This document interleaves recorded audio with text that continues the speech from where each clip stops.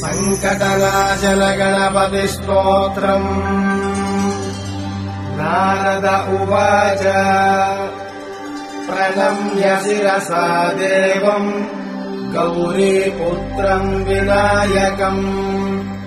भक्तावासम् स्मरेन्नित्यम् आयुष्कामार्थसिद्धये प्रथमम् वक्रतुण्डम् च एकदन्तम् द्वितीयकम् तृतीयम् कृष्णपिङ्गाक्षम् गजवक्त्रम् चतुर्थकम् लम्बोदरम् पञ्चमम् च षष्ठम् विकटमेव च सप्तमम् विघ्नराजम् च धूम्रवर्णम् तथाष्टकम् नवमम् फालचन्द्रम् च दशमम् तु विनायकम् एकादशम् गणपतिम् द्वादशम् तु गजाननम्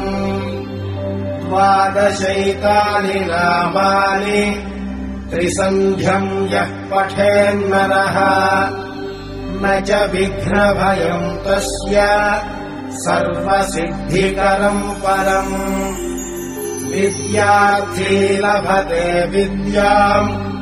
धनार्थी लभते धनम् पुत्रार्थी लभते पुत्रान् मोक्षार्थी लभते गतिम् जपेद्गणपतिस्तोत्रम् षड्भिर्मासैः फलम् लभेत् संवत्सरेण सिद्धिम् च लभते नात्र संशयः अष्टभ्यो ब्राह्मणेभ्यश्च लिखित्वा यः समर्पयेत् तस्य विद्या भवेत् सर्वा गणेशस्य प्रसादतः इति श्रीनारदपुराणे सङ्कटनाशनम् नाम गणेशद्वादशनामस्तोत्रम् सम्पूर्णम्।